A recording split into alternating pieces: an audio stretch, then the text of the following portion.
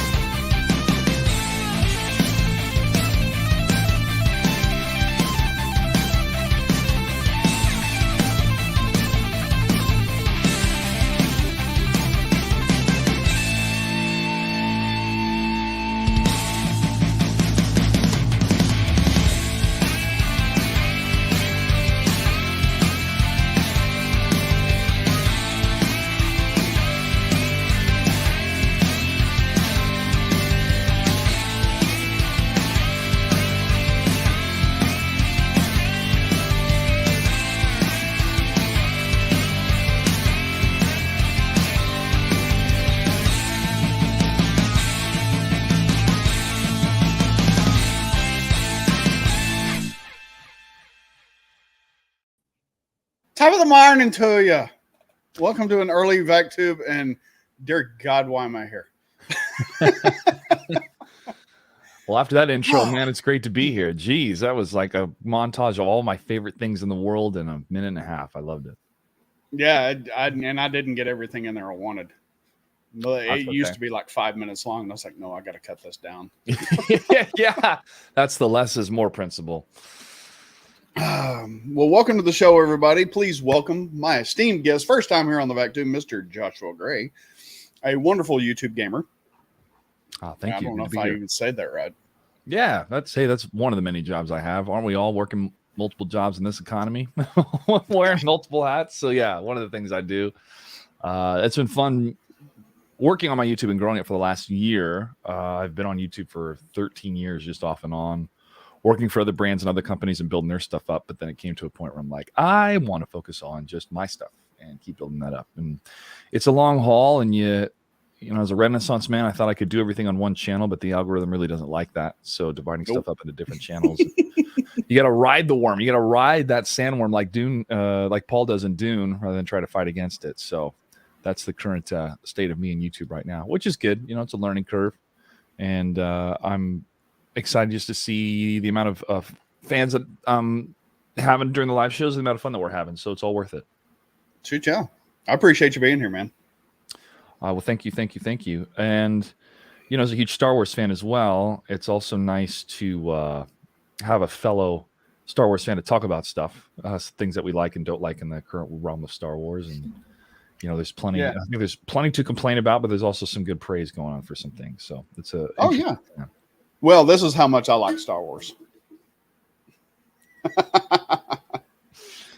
Oh, yeah. Found that the other day. I was like, oh, yeah, that's mine. Nice.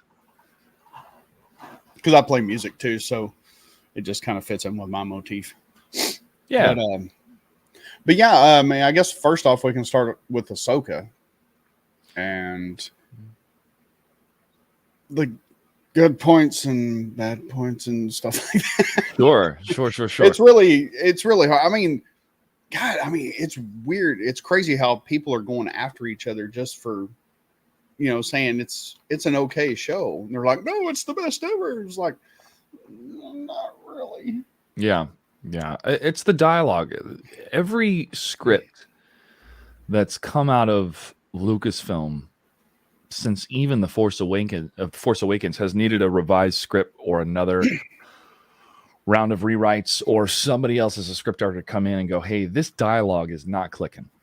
And you go way back in the days of George Lucas making Star Wars, a lot of that dialogue didn't click as well. So the actors had to tell George, like, nobody says this. We have to switch this. We have to change the dialogue in order for it to make kind of cohesive sense for somebody to actually say it, or for it to come to life with the words rather than being clunky. And now with Dave Filoni, it's like, as the protege of George Lucas, he's taken a lot of the great things about George Lucas, but some of the not so great things that other directors and people have had to come in, editors have had to come in and help improve it. And we're not getting that with some of these scripts for Mandalorian, Book of Boba Fett for sure. I mean, who approved that? And then when it comes to Ahsoka, you have a number of moments that are just absolutely awesome. They're the type of Star Wars moments that we have dreamed of ever since the Ahsoka character had been introduced, and seen, which, her journey. So, oh, hey, George. So the dialogue a number of times is so trite and tropey and been there, done that it would be better for the characters not to say anything at all and let the visuals speak for themselves, to show it and not tell it. And it gets really frustrating too, because you think of the amount of money that they're spending, the amount of talent that they have in front of behind the camera, and for this type of clunky dialogue to get approved, it ain't great.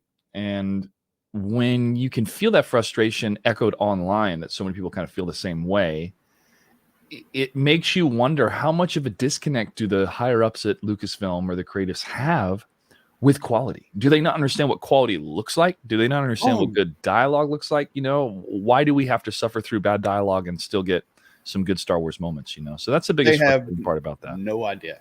It's just quantity. Just shovel it out, throw Star Wars on it. People will love it.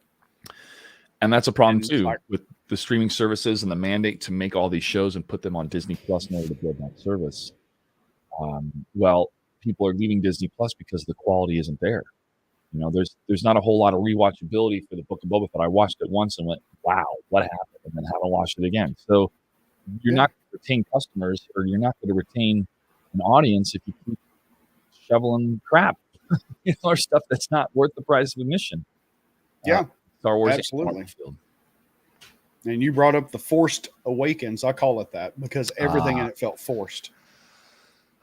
Everything in it felt forced. That film was a return to form because we had to break out of the prequels are bad. I would say state of the industry, state of Star Wars was, wow, the prequels are bad. Hopefully we get something better. We can return to Star Wars. And so with J.J. Abrams making The Force Awakens, it's like, we're going back to practical. We're going back to real costumes. We're going back to things that made Star Wars Star Wars.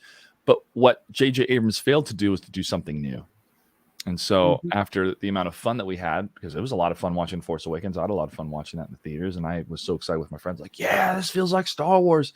And then, you see it a second, third time, you're like, this feels like the same plot of A New Hope. it's a lot of the same. Oh, yeah. So understanding kind of where Star Wars was and the animosity towards the prequels, I get those choices for sure. For me, it was The Last Jedi, which I think is one of the worst films ever made. Agreed. Not just Star Wars films, but just films in general. I thought it was so bad. So bad. I mean, I couldn't even believe how much we were in shock after watching it at the TCL Chinese theater in Hollywood. Watched the midnight showing. Like, we were the first people to see the film as the public. And I remember walking out in kind of this stunned silence. And my friend goes, dude, I don't think I liked it very much. And you could feel that in the audience. Like, some people clapped at the end, but most of the people in the audience were like, what? How did this just happen? And from there, it's completely fractured the community. And you have apologists online. Yes, sir. They missed a hell of an opportunity with Finn. Yeah, Scott, you're right, dude. I mean, look how bad they treated the Finn character. That's why I was excited for The Force Awakens. It's like a stormtrooper becomes a Jedi. No. Okay, screw it. No shit. Yeah. Yeah. I mean, we cuss on here all the time, so it don't really matter. But sure, it's no problem. But yeah, what a awesome concept that would be, and what a cool storyline it would have been to seen Finn train in the ways of the Jedi, and also maybe realize with Luke Skywalker and Rey that the Jedi Order was corrupted and wrong. fact that they couldn't love, that they had to be celibate. I mean, that's what led to this whole frustration of Anakin, the most powerful. Oh yeah, it fed their arrogance. Scene, you know, yeah, the arrogance for sure. And so when Luke Skywalker says that, you know, the hubris of the Jedi, and they couldn't even recognize that there was the Dark Lord of the Sith that took over the Senate and all, or, you know, took over the galaxy.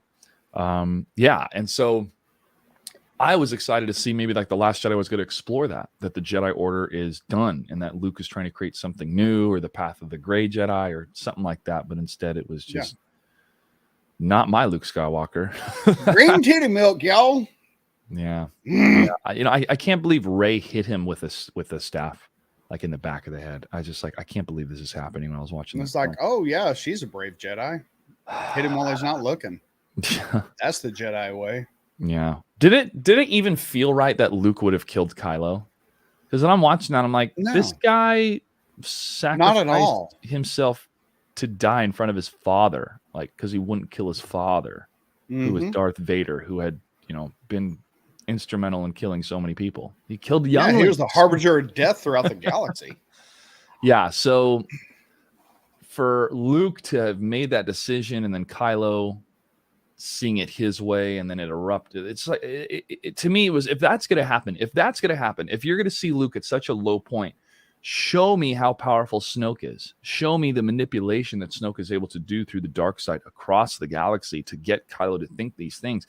Like, show me how powerful this creature, this person is, so that we can see Luke shine against that. Maybe he does stumble and fall because this is a powerful dark side user, but then Luke rises to the occasion. And anyways, man, I'm sure it's been talked to death by a lot of people on YouTube. I mean, hell, so many people have made a YouTube career just spitting hate against Star Wars ever since The Force Awakens came out. But I feel that that's a very common sentimentality for a lot of Star Wars fans of, you know, why would I appreciate a show that just completely tarnished one of the most impactful moral characters in fiction ever, you know, with Luke Skywalker. Oh, absolutely. Yeah. I mean, to turn him into a hermit that's just like, get off my lawn. Really? That's not Luke. And even Mark Hamill said that, like, this is not the Luke Skywalker. You know, I fundamentally disagree with your version of this character. And Mark had to do it because, you know, he's under contract.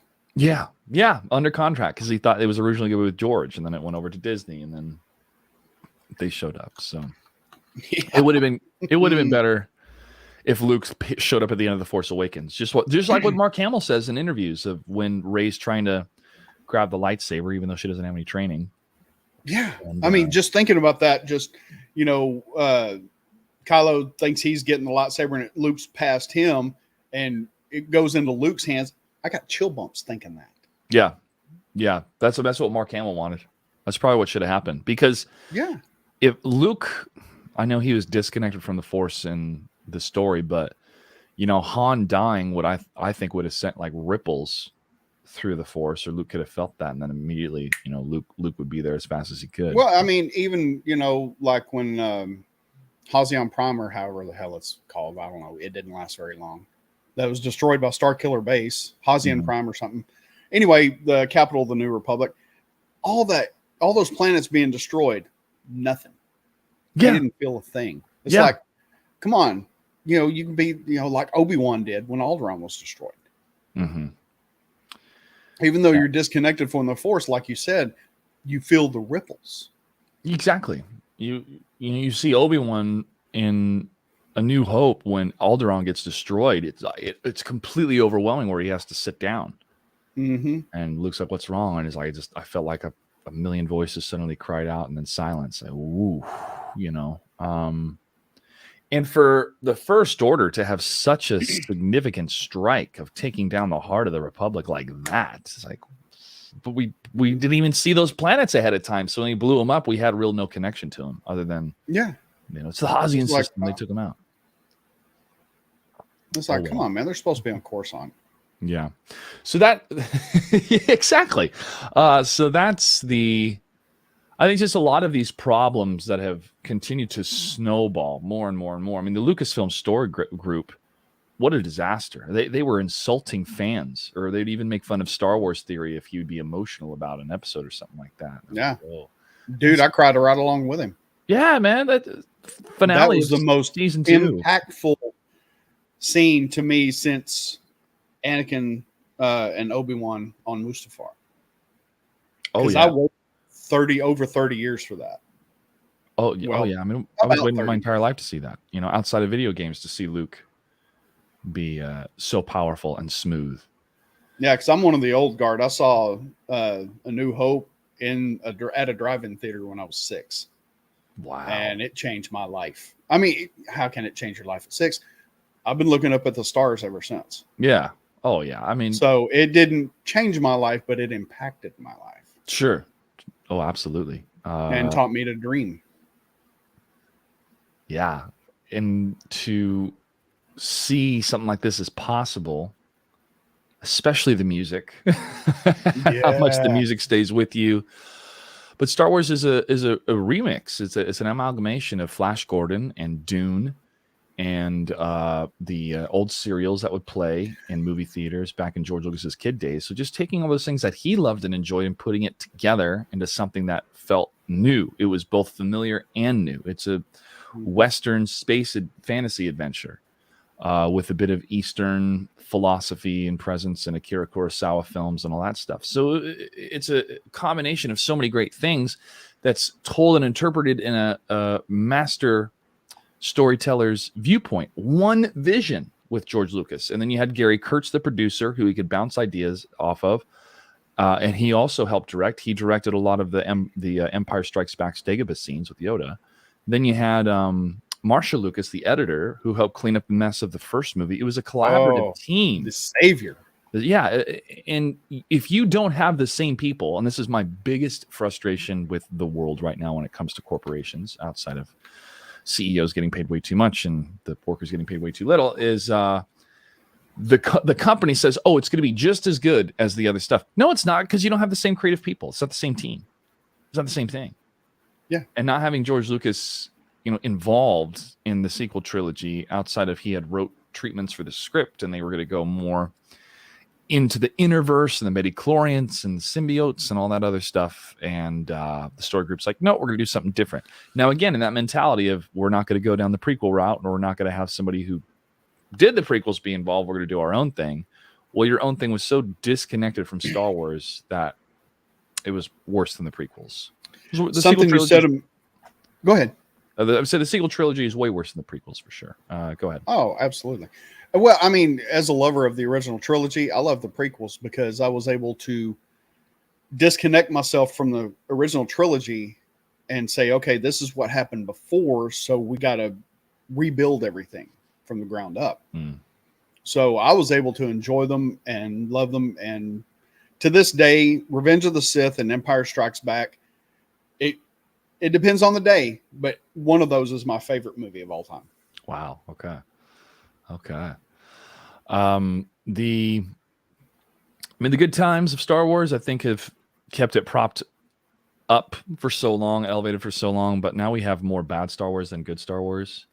And that's a bit frustrating for sure. But then you get these glimpses, these glimmers of hope when you watch some of the Filoni stuff and bringing everything back here to Ahsoka. Ahsoka feels like, especially with the bad guys, especially with Ray Stevenson's character, his dialogue's great. He has just one words here and there.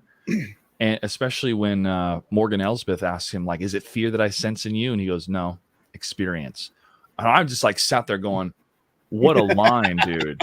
What a line. And oh my God. He has such a presence on screen. Yeah. It's just amazing. Yeah. It's such a shame that he's gone now. Yeah. Rest in peace, Ray Stevenson. The last thing that I had seen him in was RRR. I don't know if you're familiar with that movie from India. I've heard so much about it, but I've never watched it. So good, dude. I was so blown away by how crazy that movie is. It deserved multiple Academy Awards, but it won for Best Song, which they crushed it in the film. It was like this sequence that I could not believe how good it was. It like had me standing on my feet clapping. It was so nuts. Yeah, so that film is made with a lot of heart, a lot of musical talent, and Ray Stevenson plays kind of one of the bad guys in that too. And his presence there, you feel, along with the wife character in that movie. The the history of the Jedi and him having left the Order. We don't know the full backstory with him or his apprentice, his Padawan. Angry Hannah Montana. She's so mad. Yeah. That's what I call her. She is mad in the sense of she's trying to prove something. I don't even think to Ray Stevenson. I think to herself. Yeah. And that kind of really encapsulates a dark side apprentice, always out to prove themselves, even to themselves, and doing whatever it takes to make that happen. I want to talk about Rosario Dawson real quick when it comes to Ahsoka. Sure. And this, I think, is kind of tough to fully critique until we get the full season in. Agreed. But it seemed her performance was so wooden, or too slow, or too calm in a lot of her line delivery. And I kept thinking, is she just jaded? Is this a choice from the character that she's jaded? She's seen a lot of stuff. She seemed a little more hopeful when she was talking to Luke and talking to Grogu and stuff like that. But then in this latest episode, it's kind of this Gandalf the Grey versus Gandalf the White. She's a little bit older and fatigued and doesn't have much hope anymore. And then she goes through this awesome, really, really awesome experience. It's like going on ayahuasca. It felt like when she was going into the world between worlds and talking with Anakin and having flashbacks to when they were child soldiers and fighting in those wars. And it showed awesome. What happened to Anakin. He was such a dealer of death.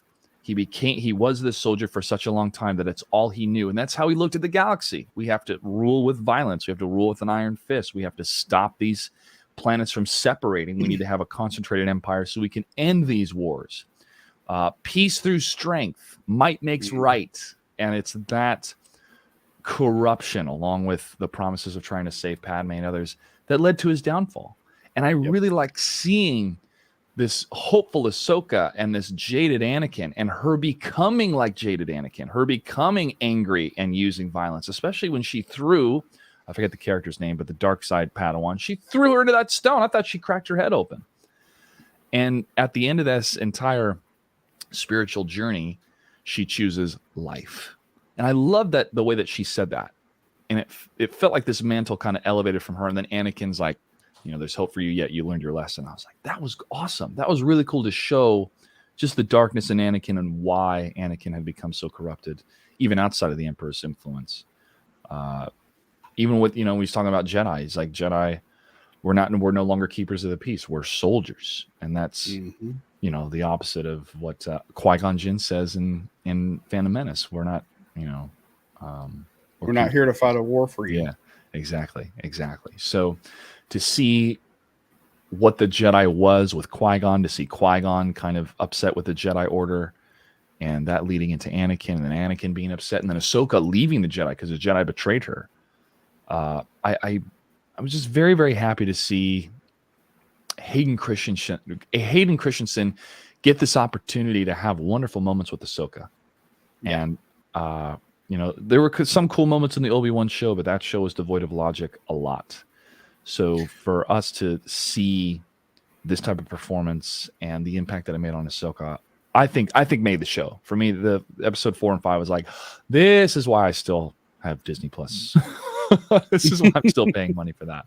But I'd love to hear your thoughts, man, because as much as excited as we get to see the good parts, we still have to drudge through the bad parts of the show and series. So do you think collectively, like the sum of all its parts, Ahsoka is still good, is still worth watching?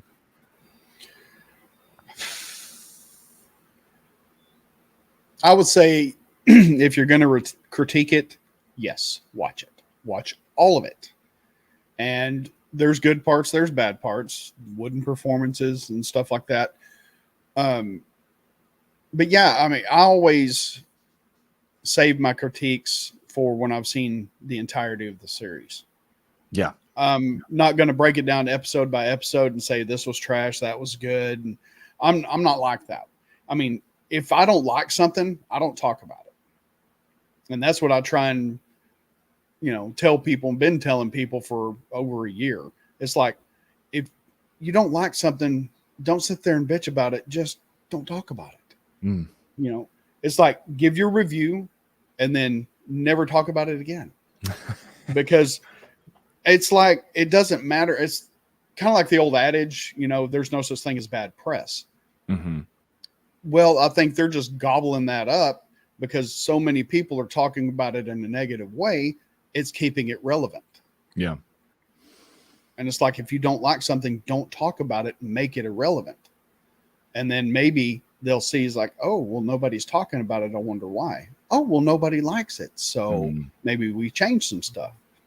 And something earlier you said made me think of this, in the 80s and early 90s, some of the R&B and rap people sampled like rock songs to be in their song.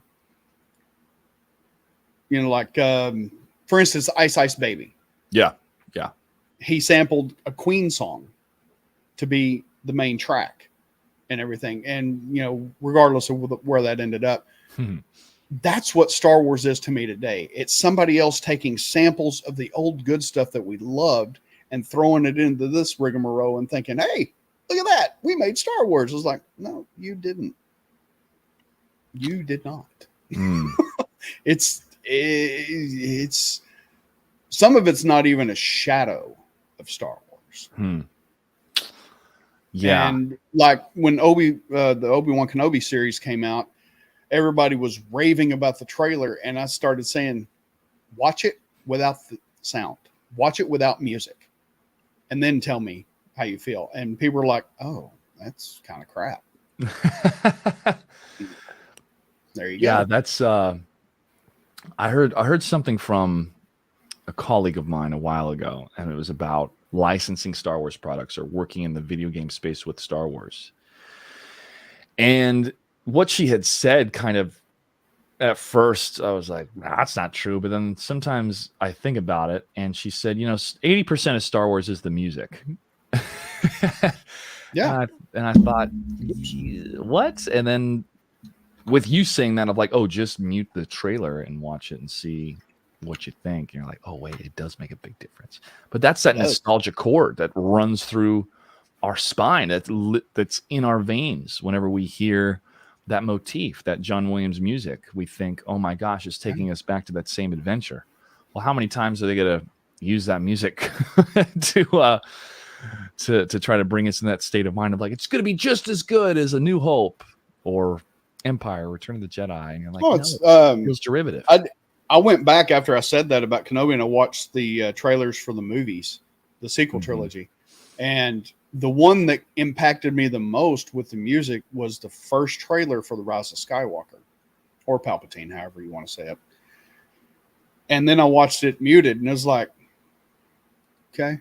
Yeah, because they make that. But man, that music, song, it just, it grabs you. Yeah, it does. Well, that's John Williams. It's the same thing if I heard the Superman motif. Oh. If I hear that theme, I'm like, I perk up and I look around and go, Superman here? Is he here? Is he coming? And it's so amazing to have the talent of John Williams, who's, in his late 90s now, to really bring this level of excitement every time you hear that song. And, I felt the same way about the Indiana Jones theme, but now we have two bad Indiana Jones films. In which this one made the last one look better. It did. I know. And that I even tweeted that out. I said, Dial of Destiny did the impossible. It made Kingdom of the Crystal Skull better. It made it not the worst one. And what a bummer disappointment. This ties into Star Wars because it's the same company. It's Lucasfilm. But yeah, Tripping Orc. That motif just lives in your head rent free. But when it came to Indiana Jones, it's like, oh, it's gonna be an old man that's getting pushed around by a younger British lady, brunette. It's like we've already we kind of saw this with Harrison Ford and Rey in Star Wars, and him wanting to die in that film. It was like, what are we doing? Are we just rehashing the same stuff? There's a video game, Indiana Jones and the Infernal Machine. That game is great. That could have been a cool plot for Indiana Jones. It could have been a lot of different stuff. But now I think, well, it would have been better if you didn't make this film. And that's a bummer, man, because this stuff is so great from the 70s and 80s. They're still trying to capture that magic. Where it's like, can we just let that stuff settle? Like, it's cool to have the Ahsoka stuff, the Mandalorian, like side stories or things that exist to complement the original series. But to try to recapture the magic, it feels so corporate. It feels like such a cash grab based off of the laurels and talent of people that are no longer at the studio anymore. And this happens with video games all the time. I'll give a very specific example with Diablo 4. Diablo 4 was fun. I enjoyed the campaign. But then after a little while, people started to realize, wait a second, this game doesn't have the in-game content that we thought it would. Wait a second, these cutscenes that we had in the game was mainly just a dude walking in background shots of mountains. Where in Diablo 2, which is freaking 20 years old, you have still some of the best cutscenes and best storytelling in any video game ever, let alone an action RPG. So why is it with Diablo 4 and way more people on the team and way more money, can they not capture the same magic as Diablo 2? Because it's not the same people. Mm-hmm. And CEOs and other people in leadership will tell you, oh, everyone's replaceable. Everyone's replaceable. Bullshit. Not in creative stuff, not in art. You have to have that same team, or at least people that had learned through that team, which is why there's still a bit of hope with Star Wars with Dave Filoni. But Dave Filoni has got to have a better script writer. Dave Filoni has got to have a script doctor. Hell, Dave Filoni, I'll give you my email and you can send me the scripts in advance and I will give you some notes and tell you what you need to change. All right? Yeah. I mean, I still don't trust him because he's a yes man. I trust his respect and knowledge of Star Wars, but he has to work within the confines of Lucasfilm. And I think Kathleen Kennedy has not had the track record she needs as a leader at Lucasfilm. And so with her exiting either at the end of her contract or being fired or whatnot, who would you have lead Lucasfilm? And I'll open that up to chat. I'd love to know your thoughts, Daryl. Would you have it be Dave Filoni or would you have it be somebody else? No Dave Filoni. No, absolutely not. Even though he don't want to run it, I would pick Jon Favreau. Yeah. But in all honesty, if I owned Lucasfilm, I would keep a select few and get rid of everybody else. Yeah. Just tell them, here's your papers, go. Bye. Just hit the reset button. We are restructuring, rebuilding, and we're going to find people who actually know the lore, respect it, and care about it so we can put out a great product. Because if you don't care about the product you put out, nobody's going to give a shit. Yep. I'd hit the reset button at Lucasfilm, and the first project I'd work on is Battlefront 3. And I would bring in all that concept art where they had like redeemed Anakin, where he was in the Vader suit but no helmet and you saw his face. It would be Dark Ray, Jedi Finn, like all these different what if type of scenarios. Oh, that'd and be you badass. can be those different characters because they released some of the concept art that had these different ideas. And I thought, this is genius because you're not creating a separate lore or a separate timeline. You're just having fun with the characters by having these really awesome skins. And Battlefront 2 is a kick-ass game. Just unfortunately... Which one? The new Battlefront 2 or the 05 Battlefront 2? I mean, the old one's way better. But when it came to the latest one, after we got through all the loot box shenanigans and they made updates and stuff like that, pretty dang solid game. With a lot of different Star Wars characters. And it's that type of sandbox feel where you can pick your different characters and they have different moves and stuff like that really, really, really started to hone in on the type of gameplay that we like, the type of world of Star Wars that we like to play when it comes to multiplayer.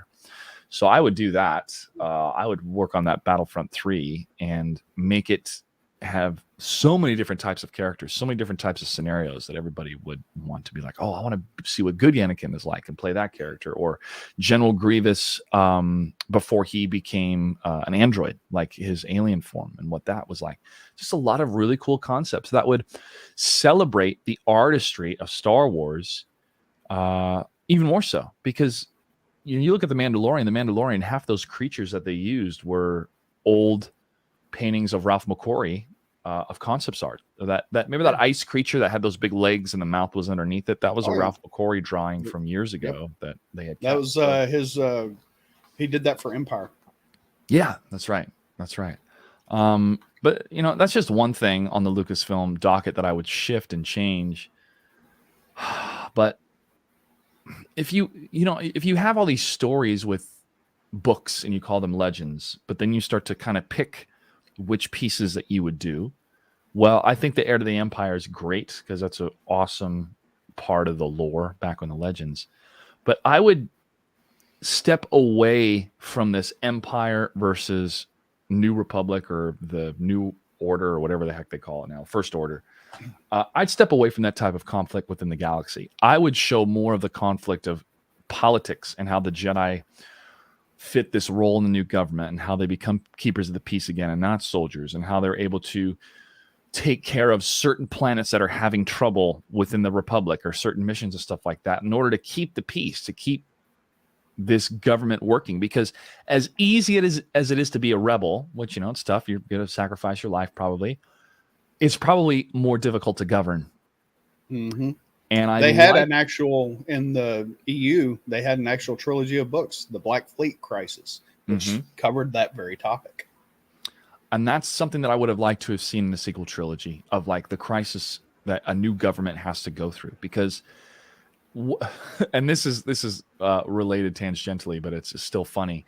So when ISIS, and this is real world politics stuff, when ISIS took over, or no, excuse me, when the Taliban took over Afghanistan, a lot of the Taliban fighters were like, we were fighting in the streets. Now I have to sit in an office and file paperwork, and this sucks. like you have to govern now. Once you win, you have to govern. And to show that struggle, I would have liked to have seen that struggle instead of just rehashing Rebels. God, even when Holdo says, "Go get them, Rebels," at the end of The Last Jedi, I like almost threw up in my mouth. Like, we're doing this again. I actually did this in the theater. People behind me started laughing. yeah. I'm like, oh my God, really? What are we doing? Well, and then the other thing I would pull from is the Yuuzhan Vong. Now that we have another galaxy in play with wherever the Purgles are going in Ahsoka, which I thought was a neat concept. Having a threat outside of the galaxy, like within the trilogy, it'd kind of be like Mass Effect. I don't know if you ever played those video games, but the first one, you start to understand there's a threat that's coming. In the second one, you're trying to convince the government that this threat is coming, and so you create allies and you go off on missions to help them. So at the very end, you go on this like crazy suicide mission, and they go with you because you help them in their endeavors, and you have one heck of a final battle. And then you realize that these things are coming. And in the third movie, it's the invasion, and how do you stop them? And the Yuuzhan Vong, from what I remember, they're invulnerable to the Force, so the Force doesn't affect them, and they have armor that can stop lightsabers. Like the technology they have in their galaxy creates a very, very big challenge for any Force user. And it's all biotech. It's all biotech. Yeah, it's all biotech. So I would have just thought, with all that rich storytelling and creative juices that they've had in these books for so long, that they would have done something new and different. Even if they didn't want to go the George Lucas route, they could have gone, "Oh, we're going to do the Yuuzhan Vong. We're going to show Luke older, kicking butt with a bunch of Jedi, but people are going to die." Oh yeah. And then they didn't do that. They just rehashed the same stuff, man. So this is an amalgamation of the whole reason why George Lucas left the Hollywood system and built Lucasfilm up in Northern California rather than stay in Hollywood, is he got sick and tired of these studios interfering so much in what he wanted to do, and he wanted to create something that was his and that he had control over.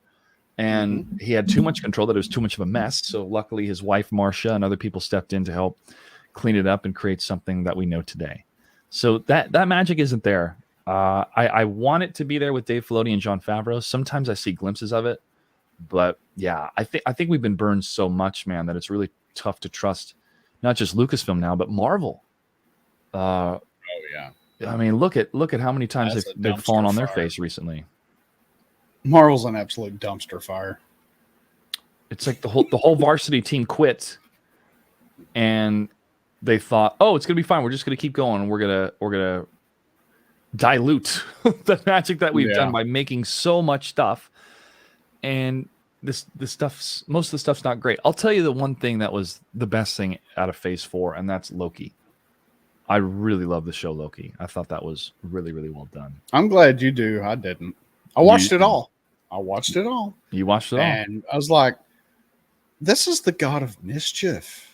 Why is he just getting just owned by everybody. Hmm. And he's just like a shell of a man or a shell of a god. Hmm. I mean, just like, come on, Loki, fuck some shit up. Yeah.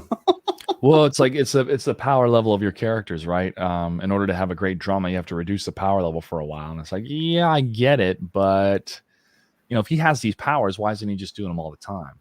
Well, Though the I got to say, TVA my favorite character was Alligator Loki. Oh hell yeah! I want to That's know where he came from. that episode. Yeah, that episode is one of my favorite episodes of television ever. When he's with the other Lokis and then they fight the big smog monster at the end, and the older Loki sacrifices himself. It's because of the actors, man. It's because of Rupert E. Grant, or Roger E. Grant. Sorry, nice Rupert. I think it was Rupert. Yeah, Rupert E. Grant, who, they try to have his talents involved in Rise of Skywalker, and he's just like, he just shoots Hux. He's like, I found the spy, boom, shoots him. Yeah. Oh, so what a weird character arc for Hux, man. It's like, oh, you're a spy, and then just gets killed. It's like, Yeah, and it was just like, it's not that I want y'all to, win. I just want Kylo Ren to lose. I'm like, are you that petty, Betty? yeah. I'm like, really? You're just gonna, shrink yourself down from a general in the First Order to a juvenile delinquent who just, I don't like this guy. I don't want him to win. Come on, dude. I guess so. It's it was Richard. Okay. It's Richard E. Grant. Yeah, thank you, Stanley's. Richard E. Grant. Yeah, he's a wonderful, wonderful, wonderful actor. I mean, been watching him ever since Stanley Kubrick's or is it Stanley Kubrick's? No. Dracula with Gary Oldman. Or was that Francis? Bram Stoker. Bram Stoker's Dracula. Was that Francis? Oh, I love that movie. Yeah. It's one of my favorite movies of all time. So good, dude. I watch the movie every year around Halloween. Even Keanu Reeves' bad English accent, it still goes, Yeah, where the bastard sleeps. At least his performance was way better than Megan Fox's Natara in Mortal Kombat 1. If you don't know what I'm talking about, check Twitter right now. She's getting dragged down to hell for just phoning it in, man. Why would you do that? Why would you embarrass yourself by just phoning in a performance like that? But hey, money. Yeah, and it's like, and where is it? Oh, there it is. The fans be like, denied. Yeah. Hey, man, if I was Megan Fox, I wouldn't say no. I always want to be inside of a Mortal Kombat game and then play a character. And a lot of people want to be inside of Megan Fox. So. Exactly, which is why they hired her. Yeah, it's sex appeal, but they didn't need to. That's what's kind of frustrating about it. Is like the game didn't need to have Megan Fox. It was really cool. It was a really great marketing campaign. But then now when you play her in the game, you're just going to laugh at her. You're just going to think, wow, Megan Fox, what a bad performance. Every single time you play that character, every single time you see that intro dialogue. And so that's what gets me. It's like, yeah, the money's good. But then now for all time, this clip of you with a bad performance is going to be on the internet. Like you're always going to be associated with this bad performance. Oh, yeah. So, hey, you get over it. Maybe she does a movie here pretty soon, or she's awesome in the Expendables 4 and people just forget about it. And, at least she showed up to voice it instead of just not her face like Arnold Schwarzenegger, where they had the Terminator in Mortal Kombat 11, but Arnold didn't come to voice the character. So it's a little odd because you had Sylvester Stallone come and voice Rambo. And they're always, they're big rivals. They kind of try to one up each other. So if I ever see Arnold be like, yo, Arnold, Sylvester Stallone showed up for Mortal Kombat. Where were you? I'm like, I was busy. Yeah. I was busy putting the cookie down. Yeah. I've seen part of that documentary that he's in on Netflix. It's pretty fascinating so far, that first episode. Have you seen Fubar? No, it did really well on Netflix. It's actually really good. Cool. I was really surprised. It seems that way. I heard it's kind of like you've seen True Lies, yes? Oh, hell yeah. Oh, okay. Yeah. It's like True Lies 30 years later. Nice. Okay. That's the feel I got from the whole show, and it was really good. Nice. And now my camera's flickering. Yay. I'll add it to the list. There's a bunch of stuff that I still need to watch. The Bear is on my list right now to watch about a restaurant industry But the guy from the actor from Shameless, I forget his name, but he won an award for it, and I've been hearing a lot of good things. But there's so much to watch and to catch up on. Harrison Ford's son's a chef. Oh, really? Yeah. Dang, I didn't know that. Cool. Yeah, my wife showed me that because she's a chef's assistant, and she's like, "Hey, check this out," and I was like, "Holy shit, that's cool!" I didn't even know Harrison Ford had kids. Yeah. Wow. All right. It's like a bulked up football version of Harrison Ford. Oh, wow. He's not muscular, but he's just stocky. Yeah. Why didn't they get him for Indiana Jones? Just have him play by the son. So Ahsoka, I know you're waiting to fully critique it until it comes out, but now how many episodes are in Ahsoka, chat? Does anybody know? 8. There's 8, and we're 5 in. So we got 3 left. Okay. Are you optimistic? Yeah, cautiously. Like with everything Star Wars, cautiously optimistic. I still want it to be good, but I'm prepared for the fact that it's going to be dog shit. Are you prepared for the fact that maybe Ezra and Thrawn are going to show up at the very end for like 5 seconds? Oh, yeah.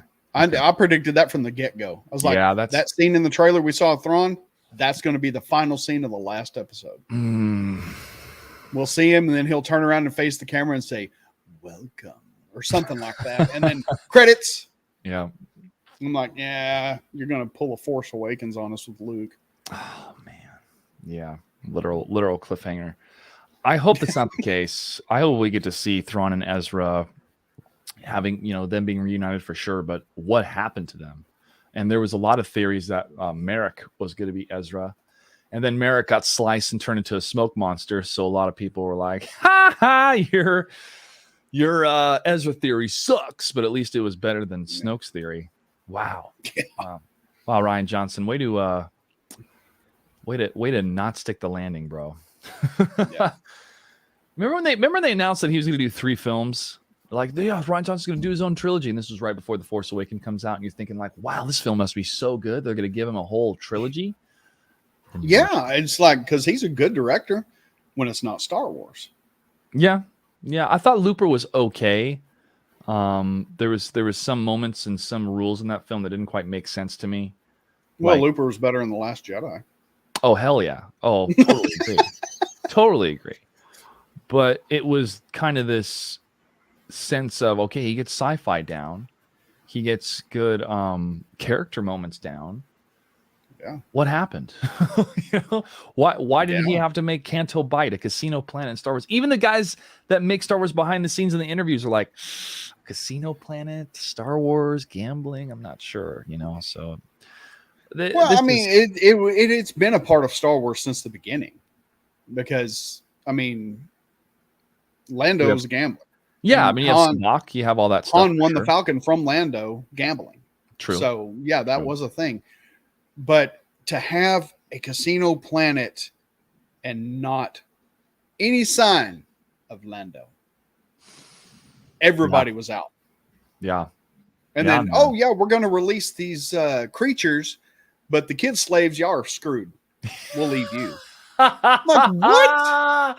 You're going to release the animals, but leave the kids to be slaves. Oh, my gosh. Yeah. Oh, my gosh, dude. It's crazy. You could have brought those kids on the ship. Like, come on, kids. We're going to get out of here. Yeah. There's enough room. There wasn't that many of them. That's funny. That's crazy. Again, and then Benicio del Toro, love the guy. He's a great actor. But, it was all business. Yeah. Dude, this should have been him from Sicario. It's like, come on, you're not Mel Tillis. Jesus Christ. Should have just been him from Sicario where he barely says anything. Then he shows up in the room with like a bunch of senators and he just kills them all or something like that. You're like, what is happening? And you realize he's some assassin. But yeah, it was like sheer dumb luck. They got through what they got through. And, they were supposed to meet somebody there on the planet. And it was that French guy. But then they got in trouble. It was a comedy of bumbling errors. And if it was a full-on comedy, it would have made more sense. But in a Star Wars movie, it just felt so out of place, man. And then the Holdo maneuver. Oh, my God. When she did that hyperdrive thing and it crashed into all those ships, I immediately thought, that's not how the hyperspace works. That's not how this works. And they addressed it. And Rise of Skywalker when they're like, yeah, that maneuver is 1 in a million. We can't recreate that. Like, oh my God, guys, what are we doing? Yeah, what are we because doing? it wasn't supposed to work in the first place. Yeah. Yeah. All right, man. I got about 5 minutes left and I got to get going. I got to go teach a yoga class and then bartend. But I'm optimistic about Ahsoka, but I think my hype for Star Wars died during the Book of Boba Fett. Mm-hmm. I think that was the moment that I'm like, I can't trust Luke. I mean, I was like, here, hit and miss, hit and miss, hit and miss. Sequel trilogy didn't work out. Okay, let's move on. All right, Mandalorian, cool. All right, Book of Boba Fett, amazing. What? Why? And everybody's like, Robert Rodriguez is such a good director. It's like, what the hell is this? This was his bid for Alita 2. That's why he did Boba Fett, so he could do Alita 2. Yeah. And well, fingers the crossed. The fact that they've made the new Republic into the new Empire is just so annoying. Yeah. Well, and how ineffectual the new Republic is too. It's like, what were we fighting for? What were we fighting for? It's like, I've had my mind wipe. It's quite refreshing. What the fuck, dude? Yeah, not good. It's not like, good. And now this new Republic and Ahsoka, we trust the people that came from the Empire. They're not loyal to them anymore. Yet they build a new secret hyperdrive engine right under your nose and you never knew it. Yeah, that doesn't track well at all. Just incompetence beyond belief. It's insane. And I was like, man. wow, that's reflective of the writers group. Yeah, incompetence. Well, let me wrap up with this. Do you think it's time for us to say goodbye to Star Wars? Is it going to be better if there's no more Star Wars, or do you think there's still room for more Star Wars in the future? There is always room for Star Wars in the future, but they have put out too much in such a small amount of time. No, you can't do that. Star Wars is once every 2 to 3 years. Yeah. Not 3 every 1 year. Yeah. They just like Star Wars. And you can't do that. You can't do that with a mythology like this. And it's so frustrating and so aggravating that I just want to scream and pull what's left of my hair out. But I try. It's quality over quantity, Yes. And they're putting out, just quantity over quality. To try to keep people subscribed to the service where it should have been, what if we got one really, really, really, really, really good Star Wars TV show, like a 20 episode long form show? And then what if we got a really, really, really, really good Marvel show? And just those two shows for the year, and then maybe one movie. Yeah. I would be happier. We'd have a lot more to talk about. Absolutely. I mean, it would keep everybody talking, quote unquote, around the water cooler. Yeah. Everybody talking about it every week, saying, hey, man, look at, and not dump it all at once. Keep, releasing an episode every week and stuff like that. Don't do like Netflix and just dump it all at once where you can binge watch it and be done with it and not talk about it till the next season comes out. No, you want people to talk about it every week, to build up that conversation. And bring back cocaine to Hollywood, for God's sakes. The 80s were there were bad movies in the 80s, but they were good bad movies that you can go back and rewatch. Yep. Cocaine's a hell of a drug, man. It is. Yeah. And it made some good entertainment. fueled a lot of stuff back then. Well, all right, Dale, it was a pleasure to talk to you. I'm always happy to talk about Star Wars, and we should do this again after Ahsoka wraps up and give our thoughts. Absolutely. I'd love to. All right. Well, sorry. I'll thank you for coming on, man. I appreciate your time. Yeah, no problem. We'll do this again. Thanks, chat. And you guys can follow me over on YouTube, Mr. Joshua Gray, and all the socials, Mr. Joshua Gray. His link to his YouTube channel is in the description of this video. Y'all check him out and give him a sub. Boom. All right. Thanks a lot, Daryl. I'll catch you next time. Take care, man. That was good. I didn't think this was even going to happen today because it's like I sent the emails to his business email and his alerts weren't on for it or something like that. And it was like, holy crap. But yeah, Joshua's a good guy. Ever since Fat Steven raided him a few months ago after one of his morning streams, and I just kind of, he's just a really cool guy. I really like him. And I'm, in his chats almost all the time now. And it's just, he's a good, for lack of a better term, he's a good normal person like the rest of us. He doesn't, shill for anything. He takes his time, looks at everything from all the angles and stuff like that. And that's why I wanted to talk Star Wars with him, because, we kind of got to talking about it in one of his chats one time. And I was like, dude, you just got to come on the channel. Let's just talk about this, because it's just, there's so much to unpack. And hell, we just scratched the surface. Thank you, Scott. Thank you very much. Thank you, Castle. Yes, definitely. Definitely. And there's the links. Thank you, Chris. Yeah, I agree. Maybe wait 5 to 10 years. Just give us a break. Let Star Wars breathe and just calm down. And, or as we like to say here on the VacTube, calm the fuck down and just let everything settle. Let it settle.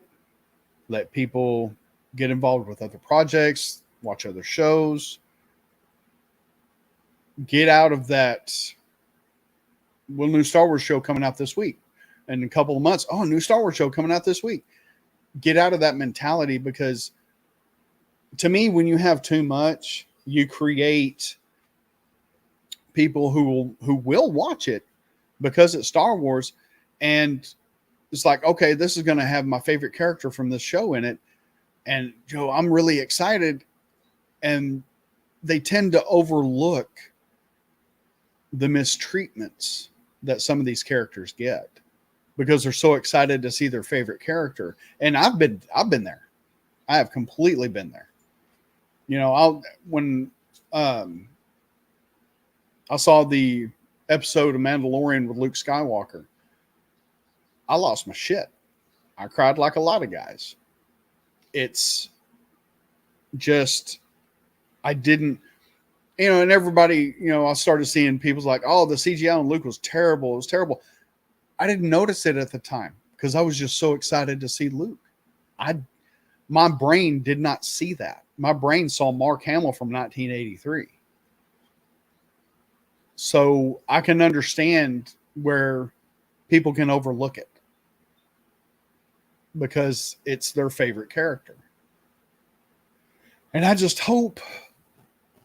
hope that because of the strikes that are going on right now, Star Wars will be able to breathe, take a break, take a rest, and just calm down. Like we all should. We should, people hating everybody for their opinions. And it's like, well, if you don't like this show, you can piss off and blah, blah, blah, blah, blah. I hope you die. Shut up. Just enjoy it. If you enjoy it, great. I'm so happy for you. If you don't enjoy it, I'm sorry that you didn't. But I respect your opinion, and I respect the fact that you would tell me. Like if I liked the show and somebody came and said, well, I didn't care for it.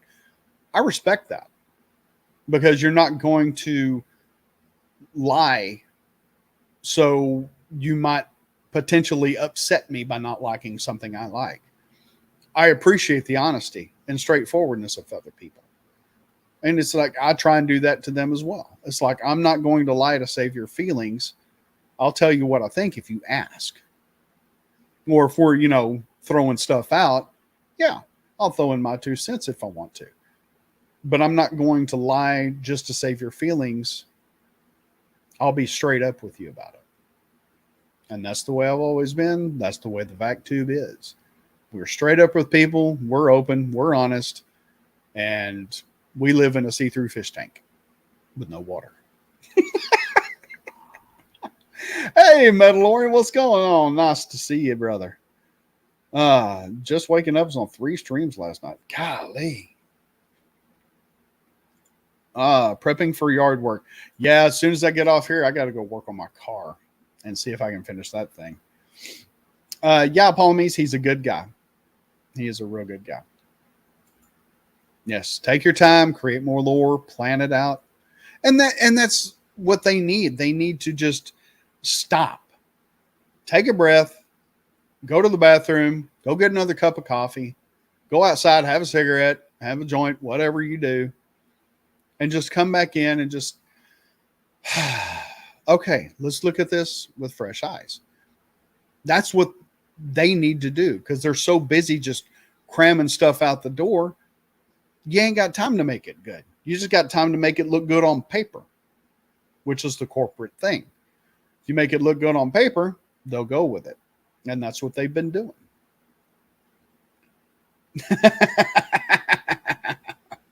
Already done, my friend. Already done. So anyway, I'm going to get off here. Thank you guys for being here so much on this impromptu early morning stream. I really appreciate it. We will be back this evening at 5 p.m. Central with our weekly show. So be sure to come back and check that out. I know most of you will. If you're not busy, you'll be here. You always are. Yeah, you guys are, like what I say about myself. I'm like the herpes. I'll always show back up. May not be when you want to, but I'll be there. So anyway, thank you guys so much for being here. I appreciate it. Love you guys. Take care of yourselves. And remember, no matter where you are in the galaxy, you will always have a seat at our table. Y'all take care.